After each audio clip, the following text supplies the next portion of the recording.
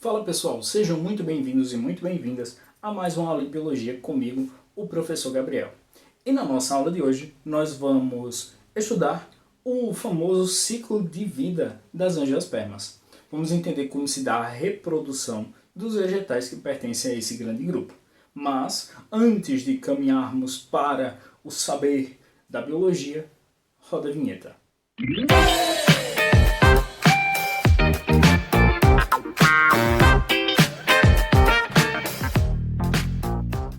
Vamos iniciar o nosso estudo de hoje através da análise deste magnífico ciclo, compreendendo cada etapa dele e durante esse processo eu vou informando a vocês os detalhezinhos que vão ser de fundamental importância para que você consiga compreender isso aqui melhor.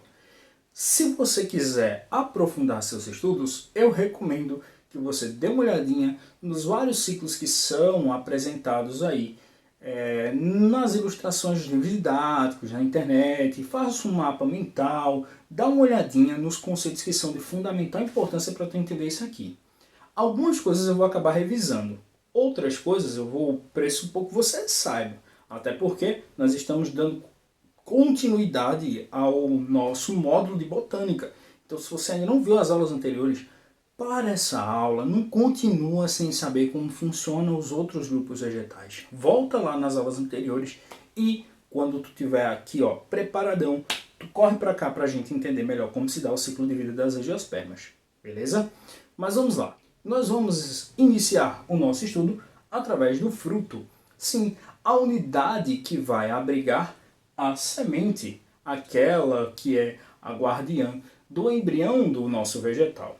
Nós temos que relembrar que desde as gimnospermas existe a semente, mas a presença do fruto é uma novidade evolutiva de quem? Das angiospermas. Então, embora eu já tenha a semente desde o grupo anterior, é neste aqui que nós temos a novidade que nós chamamos de fruto, junto à flor.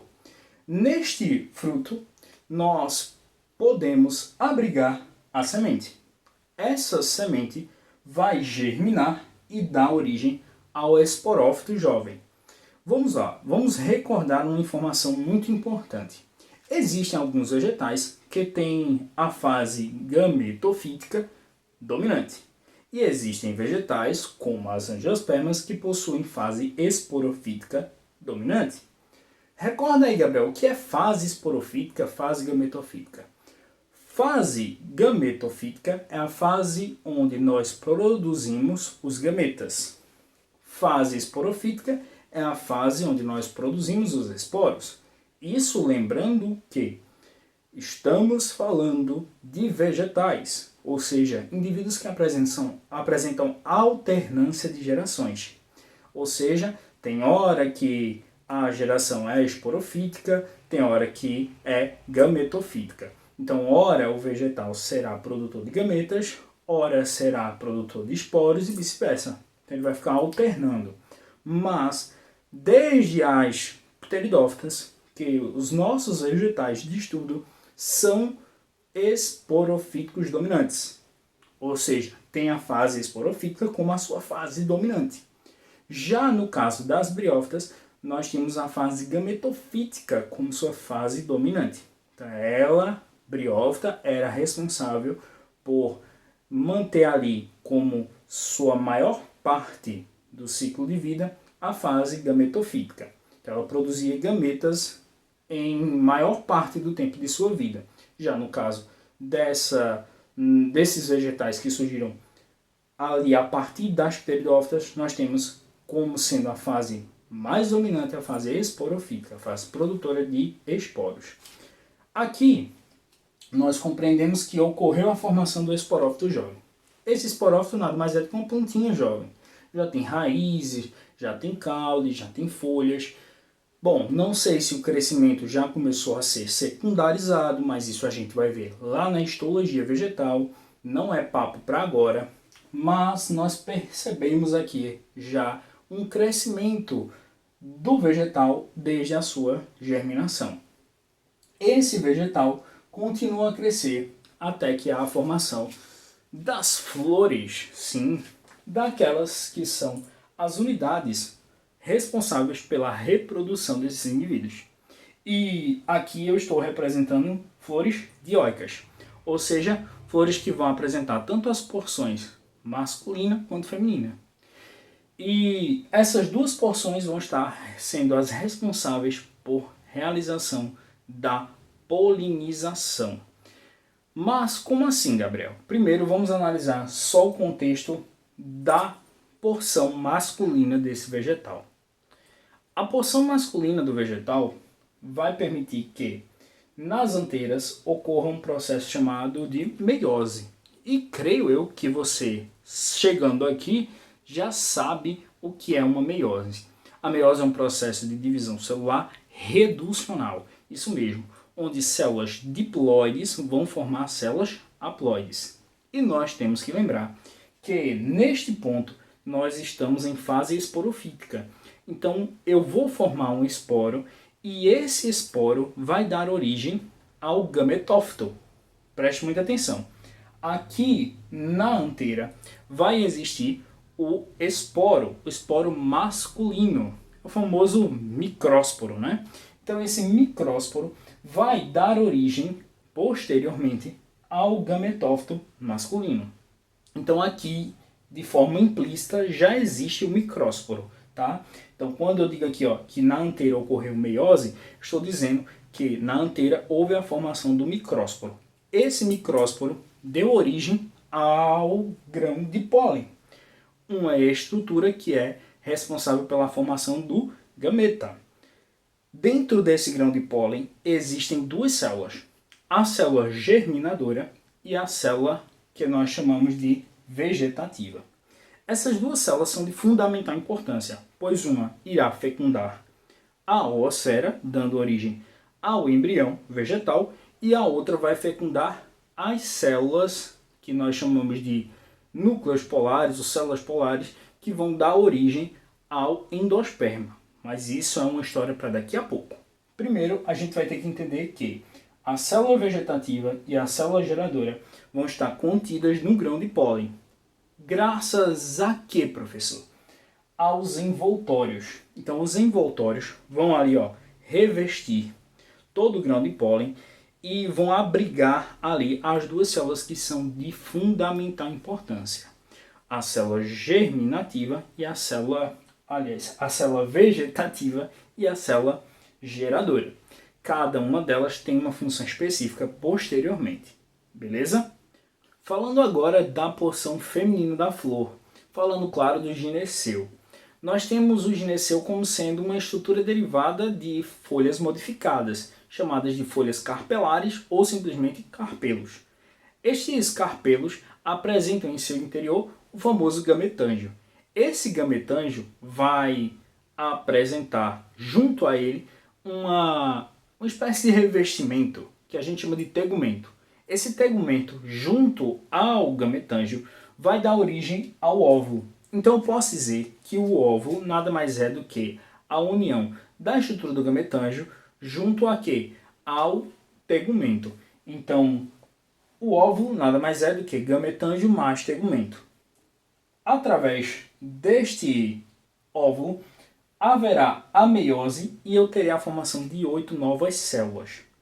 Essas células apresentam apenas uma como sendo uma célula haploide funcional, ou seja, ativa, como a gente costuma dizer. Mas o termo mais utilizado é funcional. Essa célula funcional é o megásporo.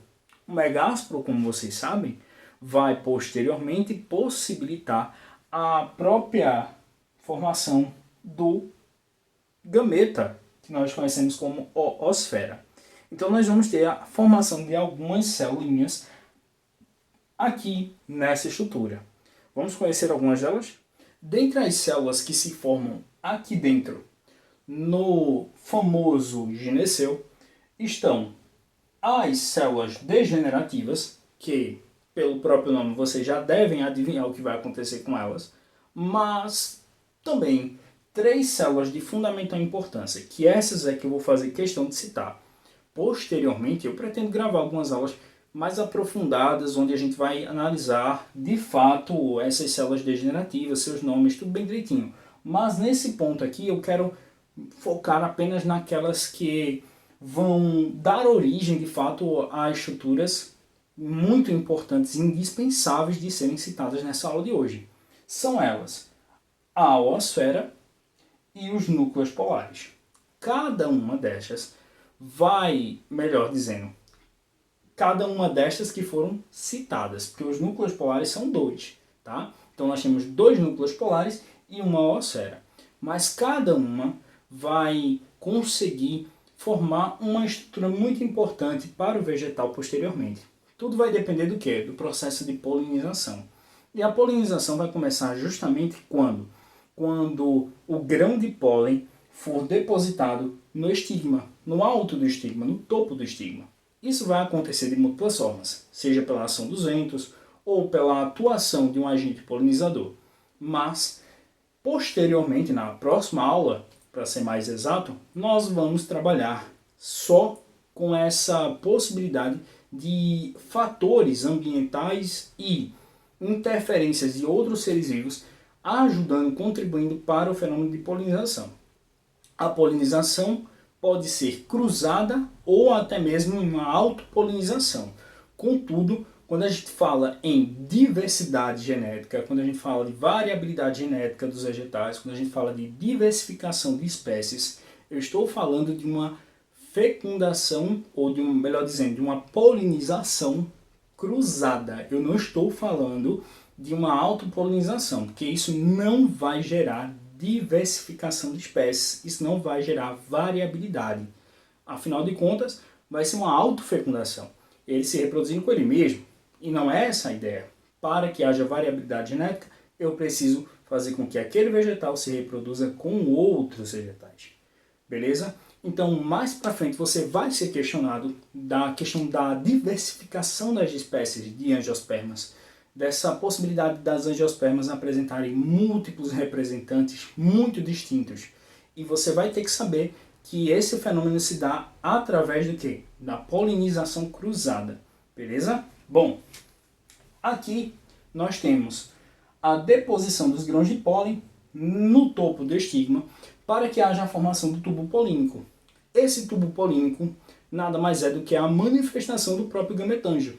Afinal de contas, o grão de pólen vai permitir que o tubo polínico seja formado para que haja condução das suas células vegetativa e geradora ao longo desse tubo para encontrar com os núcleos polares e a oosfera. E neste ponto haverá a polinização.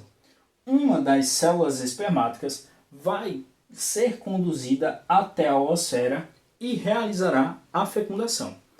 Ou seja, essa oosfera vai se unir a uma célula espermática, dando origem ao famoso zigoto, uma célula diploide que vai dar origem ao embrião desse vegetal. Enquanto a outra célula, que desce pelo tubo polínico, vai alcançar os núcleos polares, realizando uma segunda fecundação.